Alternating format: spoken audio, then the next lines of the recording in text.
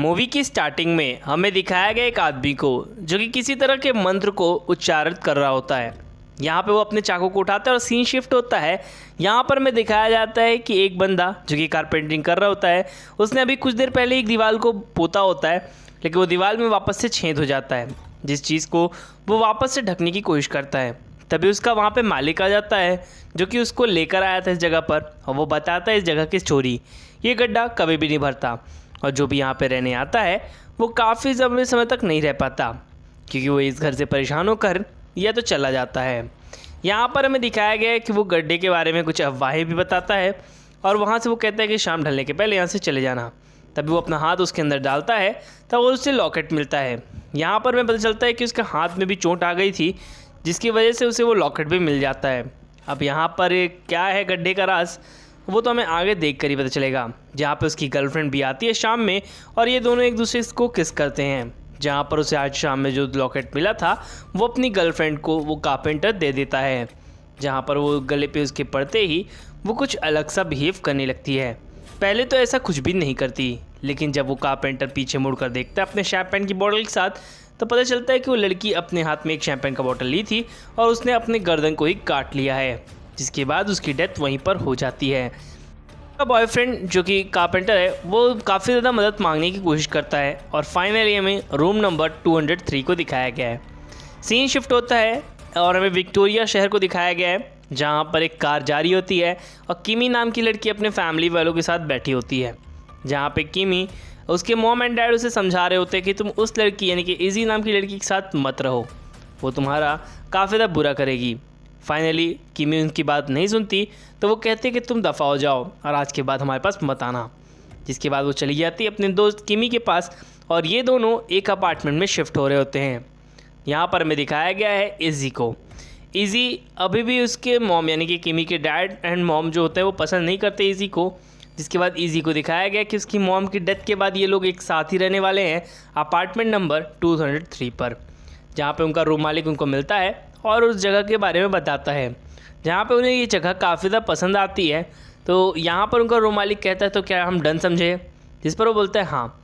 वो उस शीशे को छूने से मना करता है इस कारण से क्योंकि एक ऐतिहासिक बिल्डिंग है और इसके साथ ही वो एक ऐतिहासिक शीशा भी है। जिसके बाद वो उन्हें पैसे दे देते हैं और यहाँ पास से वो रूम मालिक कहता है कि 9 बजे के बाद यहाँ कोई भी नहीं आएगा और शोरगुल मत मचाना। फाइनली हमें दिखाया गया है कि किमी एक दीवार को देखती है और ये वही दीवार है जहाँ पे कुछ देर पहले कारपेंटर ने वहाँ से एक लॉकेट निकाला था। यहाँ पर उस दीवार के अंदर थोड़ा सा छेद होता है जिसे वो ढकने की कोशिश करती है और ढकने के चक्कर में वहाँ पर एक कील गाड़ती है जिससे वो शीशा लगा सके। हमें दिखाया गया कि शीशा जैसे किमी वहाँ से जाती है तो शीशा अपने आप मुड़ जाता है और यहाँ पास से वो दिखाया गया है कि वो जो इजी होती है वो अपने मॉम की डेथ की वाली फ़ोटो देख रही होती है, क्योंकि उसकी मॉम काफ़ी ज़्यादा खुशहाल फैमिली से बिलोंग करती थी, लेकिन फिर भी उन्होंने आत्महत्या कर ली है और इजी उनके सदमे से बाहर नहीं निकल पाई थी। फाइनली किमी और इजी दोनों ही मिलकर पार्टी करते हैं और नेक्स्ट मॉर्निंग ये दोनों ही एक दूसरे को काफ़ी ज़्यादा चीयरअप करते हैं। अब यहाँ पर हमें पता चलता है कि अगले दिन यानी कि आने वाले दिन में किमी का एक ओरिएंटेशन है और इजी का एक एक्ट्रेस होने के नाते एक छोटा सा पार्ट होने वाला है एक काफ़ी बड़े मूवीज़ में। खैर यहाँ पर उस होल को दिखाया गया जिसे इजी भी देखती है उस होल को और वो बोलती कि इसे तुमने ढका क्यों नहीं, जिस पर वो बताती कि मैंने उससे रखा था शीशा, लेकिन शीशा नीचे की तरफ गिर गया। इजी का ध्यान उस गड्ढे की तरफ ही होता है, फिर कहूँ उस होल की तरफ जहाँ पे वो अपना हाथ डालती है उस होल के अंदर, यानी लड़कियों को भी होल चाहिए रहता है। खैर यहाँ पर हमें दिखाया गया कि उसे एक वही लॉकेट मिलता है जो कि कुछ समय पहले उस कारपेंटर की गर्लफ्रेंड को मिला था, कारपेंटर को मिला था। दूसरी तरफ हमें किमी को दिखाया गया जो कि उसी होल के बारे में देख रही होती है। फाइनली ये लोग उसी रात में अपने ब्लाइंड डेट पर जाते हैं, जहाँ पर जो किमी का बॉयफ्रेंड होता है वो काफ़ी ज़्यादा वियर्ड महसूस करता है, यानी कि वियर्ड तरीके की बिहेव और बातें करता है।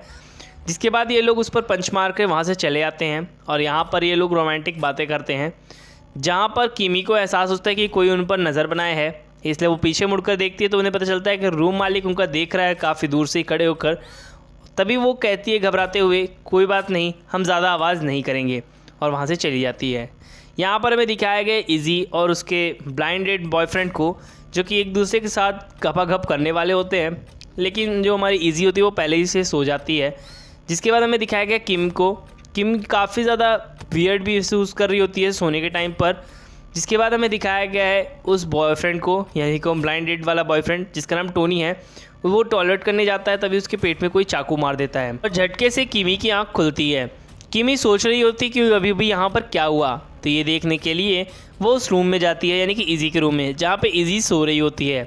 इस चीज़ को देखने के बाद वो थोड़ा सा रिलैक्स महसूस करती है और नेक्स्ट मॉर्निंग ये लोग टोनी के बारे में बात करते हैं, क्योंकि अब लेट हो चुकी थी ओरिएंटेशन के लिए किमी, इसलिए भागते हुए ओरिएंटेशन के लिए जाती है, जहाँ पर उन्हें एक लड़का मिलता है और ये लड़का वो कहता है कि उसी ने ओरिएंटेशन दिया था, इसलिए वो एक छोटा सा ओरिएंटेशन तुम्हें भी दे सकता है भले ही तुम लेट हो। फाइनली वो इस चीज़ के लिए एग्री कर जाती है और ये दोनों ही बातें करते हैं अपने जर्नलिस्ट वाली लैंग्वेज पे। खैर यहाँ पर हमें दिखाया गया है कि वो एक जर्नलिस्ट की प्रिपरेशन कर रही है और यहाँ पर हमें वो हर रात को दिखाया जाता है, यानी कि जो किमी होती है वो हर रात को अपने डैड एंड मॉम को वॉइस मैसेज छोड़ा करती थी, जिसके बाद वो अपने रूम पर आती है। यहाँ पर हमेशा से ही उसको काफ़ी ज़्यादा वियर्ड महसूस होता था, लेकिन वो ज़्यादा ध्यान नहीं देती और उस शीशे की तरफ देख रही होती है। तभी उसे एक म्यूज़िक बॉक्स दिखता है जो कि बजने लगता है और वो म्यूज़िक बॉक्स काफ़ी ज़्यादा वियर्ड होता है और पुराना भी। जिसके बाद हमें दिखाया गया है कि उस म्यूज़िक बॉक्स के बारे में सोच ही रही होती है और कुछ बना रही होती है प्रोजेक्ट। एक्चुअल में ये अपने दोस्त के बारे में एक लेख लिख रही होती है, जिससे वो उसके मेंटल स्टेज को समझ सके और वो कैसा महसूस करती है। दूसरी तरफ हमें दिखाया गया है कि वो इन सभी चीज़ों के बारे में सोचती है और इजी भी काफ़ी ज़्यादा टेंस्ड होती है, क्योंकि उसकी मॉम भी मरी थी और उसने भी सुसाइड करने की कोशिश की थी। फाइनली वो एक लड़की से मिलती है जो कि उसकी एक गर्लफ्रेंड बनती है, मतलब जो हमारी इजी है वो काफ़ी ज़्यादा गे है, काफ़ी क्या पूरी गे है। किमी को दिखाया गया है जो कि सोने के वक्त काफ़ी ज़्यादा वियर्ड सा महसूस करती है और उसे सपने आते हैं जैसे कोई उसे जगा रहा हो। खैर यहाँ पर उसे एक पक्षी दिखता है उस होल के अंदर जाते हुए, लेकिन वो ज़्यादा महसूस नहीं कर पाती है और वो उस होल के पास जाती है। जब वो होल के अंदर देखने की कोशिश करती है तभी उसे ठक ठक की आवाज़ आती है जो कि उसके दरवाजे पर ही होती है, जिससे वो थोड़ी डर जाती है।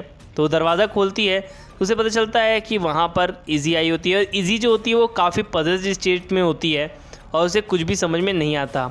तो वो जल्द से जल्द उसे अपने पास ही सुला लेती है, जिससे इजी थोड़ा कम बिहेव करे वियर्ड सा। यहाँ पर नेक्स्ट मॉर्निंग वो देखती कि इजी उसके पास है ही नहीं, तो हमें पता चलता है कि इजी उससे पहले उठ चुकी है और वो बताती कि उसे नींद में चलने की बीमारी है, तो और वो काफ़ी जल्दी ठीक हो जाएगी। किमी इस बात को ज़्यादा सोचती समझती नहीं है और वो अपने एक प्रोफेसर से बात करती है, जिस पर वो प्रोफेसर कहता है कि उस लड़की को बिना पता चले ये सारे काम कर सकती हो तुम, क्योंकि उसके विश्वास को टूटने मत देना। अब यहाँ पर वो उसके बारे में लिख रही होती है, इसलिए ऐसा बोला गया होता है। अब यहाँ पर हमें दिखाया गया है कि किमी जो होती है वो इजी के बारे में सब कुछ अपने न्यू बॉयफ्रेंड को बता देती है और यहाँ पर वो काफ़ी दुखी भी होती है, इसलिए वो बहुत ज़्यादा रोती भी है अपने बॉयफ्रेंड के सामने। जिसके बाद यहाँ पर वो देखते हैं और एक वॉइस मैसेज फिर से अपने मॉम एंड डैड को वो छोड़ती है कि उसी दौरान जो कि शीशा उसने लगाया था फिर से वो नीचे की तरफ गिर जाता है और टूट जाता है। तभी वो झांकने की कोशिश करती है इजी के रूम पे, जहाँ पे इजी उसी लड़की को लेकर आई होती है और उसके साथ इंटीमेट होती है। यहाँ पास से वो जब पीछे की तरफ मुड़ती है तो उसे एहसास होता है कि किमी वहाँ पर नहीं है, इसलिए वो भाग कर जाती है बेसमेंट की तरफ, क्योंकि किमी बेसमेंट में ही होती है और वो उसमें नींद की चलने की बीमारी होती है, इसलिए वो उस जगह पर पहुँच जाती है। यहाँ पर हमें एक चीज़ को नोटिस करना होगा कि जब भी वो म्यूज़िक बॉक्स को उठाती थी तो वो काइंड ऑफ पजल स्टेट में चली जाती थी। जैसे किमी उसे म्यूज़िक बॉक्स को हटाती, इजी वापस से अपने होश में आ जाती और उसे काफ़ी ज़्यादा दर्द महसूस होता था। कई बार तो उसका पेशाब ही निकल जाता था। खैर ऐसा तो सिर्फ मूवी में दिखाया गया है। यहाँ पर हमें दिखाया गया है कि वो काफ़ी ज़्यादा ड्रिंक करने की वजह से भी ऐसा हो सकता है और यहाँ पर ऐसा किमी बताती है कि डॉक्टर के पास तुम्हें जाना चाहिए। यहाँ पर हमें दिखाया गया कि ये सारी बातें वो अपने बॉयफ्रेंड को आकर बताती है, जिस पर उसका बॉयफ्रेंड कहता है कि उसे तफ्तीश करनी चाहिए स्टार्टिंग टू एंडिंग तक। जिसके बाद वो उसे अपने रूम पर ले जाने के लिए असिस्ट करती है। यहाँ पर वो दोनों ही रूम पर आते हैं जहाँ पे इजी उस शीशे वाले घर पर होती है और वहाँ पर रूम मालिक होता है, यानी रूम मालिक के पास एक डुप्लीकेट चाबी है जिससे वो अंदर की तरफ आ जाता है रूम के। यहाँ पे जो किमी का बॉयफ्रेंड होता है वो वहाँ के फ़ोटोज़ लेने लगता है और वो बताता है कि ये सारी इमारतें ऐतिहासिक होने के कारण कुछ अलग ही तरीके की बातें बताती हैं। यहाँ पे वो म्यूज़िक बॉक्स भी दिखाया जाता है, लेकिन म्यूज़िक बॉक्स में म्यूज़िक बज ही नहीं रहा होता है। इस चीज़ को किमी काफ़ी देर तक सोचती है और ये लोग लिस्ट निकालते हैं कि कौन कौन लोग अपार्टमेंट नंबर 203 पर रहते थे। जिसके बाद ये लोग इंटीमेट होते हैं, मतलब समझ गए होगे आप लोग। खैर यहाँ पर हमें दिखाया गया है जो हमारी इजी होती है वो काफ़ी ज़्यादा पजल स्टेट में होती है और उसके पूरे शरीर को अजीब तरह के कीड़े जकड़ लेते हैं और उसकी आंखें भी चेंज हो जाती हैं। यहाँ पर हमें दिखाया गया है जो हमारी किमी होती है वो ऐसा महसूस करती है, फिर ऐसा इमेजिन करती है कि उसके सामने एक पक्षी बैठा हुआ है जो कि क्रो है और वो उसकी तरफ उड़ते हुए आता है, जहाँ पे किमी का बॉयफ्रेंड उसे हटाता है और रिलैक्स करता है। दूसरी तरफ हमें दिखाया गया है नेक्स्ट मॉर्निंग, जहाँ पे किमी की जो दोस्त होती है इसी, वो उसके लिए पिज़्ज़ा लाती है और उसके रूम पर जैसे ही रखने वाली होती है उसके हाथ लग जाता है वही लिफाफा, जिसे वो पढ़ लेती है, जो कि कल रात या फिर उसकी ज़िंदगी के बारे में होता है। ये पढ़कर उसे काफ़ी ज़्यादा अफसोस होता है कि उसकी दोस्त उसके बारे में ये सब कुछ सोचती है, एंड स्टेट के बारे में ऐसा भी सोचती है वो। दूसरी तरफ हमें दिखाया गया किम के बॉयफ्रेंड को, जो कि चर्च में जाने के बाद भी वो एक नास्तिक होता है, वो खुद ही ऐसा कन्वे करता है और यहाँ पर वो फ़ोटोज़ लेता है जहाँ पे वो किम के घर की ली गई फ़ोटोज़ को मैच करता है और उसे कुछ समझ में आता है। इस चीज़ को रिसर्च करने के लिए वो अपने घर पर जाता है। दूसरी तरफ किमी को दिखाया गया है जो कि उस अपार्टमेंट में रहने वाले या उनसे कुछ कनेक्टेड लोगों से मिलती है, जहाँ पर एक बंदा होता है और वो सारी बात बताता है कि वो मैनेजर और उसकी वाइफ कैसे मरे थे। यहाँ पर हमें पता चलता है कि वो मैनेजर और उसकी वाइफ का एक बेटा था जो कि इन्हीं का रूम मालिक है। खैर, यहाँ पर वो लोग ये सारी डिस्कशन करते हैं। इजी उसके मुंह पर वो पेजेस में फेंकती है और कहती है कि तुम मेरे बारे में सिर्फ इतना ही सोचती हो, शायद तुम मेरे बारे में ये सब सोचने के बाद भी तुम्हें सेटिस्फेक्शन नहीं मिल रहा होगा। दूसरी तरफ हमें दिखाया गया किमी के बॉयफ्रेंड को, जो कि उन मार्क्स को ढूंढ रहा होता है और देखता है कि उन मार्क्स में कुछ तो चेंजेस होने चाहिए, क्योंकि ये सारे के सारे मार्क्स डेविल को डिनोट करते हैं। यहाँ पर हमें किमी को दिखाया गया है जो कि उस होल को देखता है और वो होल अब काफ़ी ज़्यादा बड़ा हो चुका था, उससे खून भी निकल रहा होता है। तो यहाँ पर वो उस होल पे ज़बरदस्त तरीके से पंचेस करती है और कुछ हथौड़े मारती है जिससे उनके हाथ गिरता है। यहाँ पे ये कटा हुआ हाथ टोनी का हो सकता है या फिर किसी दूसरी लड़की का जो कि यहाँ काफ़ी साल पहले से दफनाया गया हो, क्योंकि इन्हें मांस की बदबू हमेशा से ही आती थी। यहाँ पे किमी के बॉयफ्रेंड को दिखाया गया है जो कि उसे आगाह करता है कि उस रूम से जल्दी से भाग जाए क्योंकि उसमें डेविल का वास है। यहाँ पर हमें एक चीज़ नोटिस करने को मिलती है कि जो उनका रूम मालिक होता है वो बताता है कि उसके मॉम एंड डैड कोई और नहीं, वो मैनेजर एंड वाइफ है। अब ये बात किमी को ऑलरेडी पता थी और किमी उनकी फ़ोटोज़ को देखती है।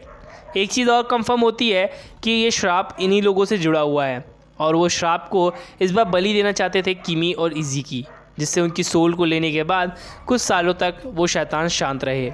इस चीज़ को सोचने के बाद वो उनकी जान लेने की कोशिश करता है, जहाँ पे किमी के सामने वो मंत्र पढ़ता है। और ये मूवी का वही सीन है जिसे हमने फर्स्ट पार्ट में देखा था। और चाकू उठा के जैसे ही वो मारने की कोशिश करता है किमी को, किमी उस पर से हट जाती है और उसका चाकू उसकी आंख में ही मार देती है, यानी कि अपने रूम मालिक की आंख में। कि माँ की आंख करने के बाद आती है और जस्ट अपने हाथ को छुड़ाती है चाकू से।